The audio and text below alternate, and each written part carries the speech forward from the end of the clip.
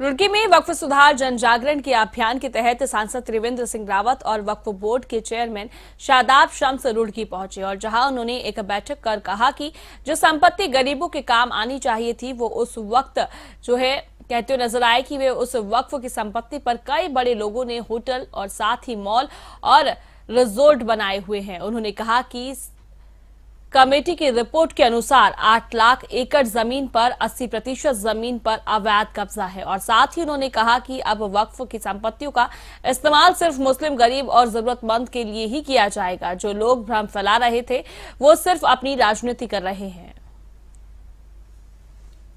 देखिए, अभी वक्फ विधेयक संशोधन विधेयक 2025 ये एनडीए सरकार लाई है और तमाम भ्रम उसको लेकर के फैलाए जा रहे हैं, जैसे कि मस्जिदों पे कब्जा हो जाएगा, दरगाहों पे कब्जा हो जाएगा, कब्रिस्तानों पे कब्जा हो जाएगा। इस तरह की भ्रामक जानकारी कांग्रेस के द्वारा, यूपीए के द्वारा और कुछ कट्टरपंथियों के द्वारा इस तरह का एक संदेश देने की कोशिश हो रही है, जबकि विधेयक में कहीं इसका जिक्र ही नहीं है। ये विधेयक जो गरीब मुसलमान हैं, जो पसमानदा मुसलमान हैं, जो बेवा जो महिलाएं हैं, जो बच्चे यतीम हैं, निराश्रित हैं, उनको उसका हक देने के लिए संशोधन बिल ये लाया गया है। द्वारा जितनी भ्रामक बातें फैलाई जा रही हैं, मुसलमानों को डराया जा रहा है, वो इसलिए डरा रहे हैं कि वो खुद डरे हुए हैं।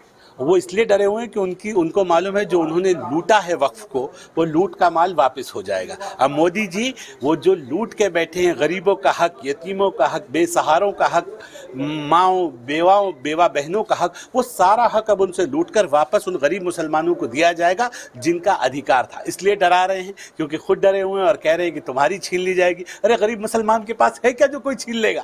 छीनेगा उनसे जो वक्फ की सदके ज़कात खैरात की ज़मीन के ऊपर डाका डाल के बैठे।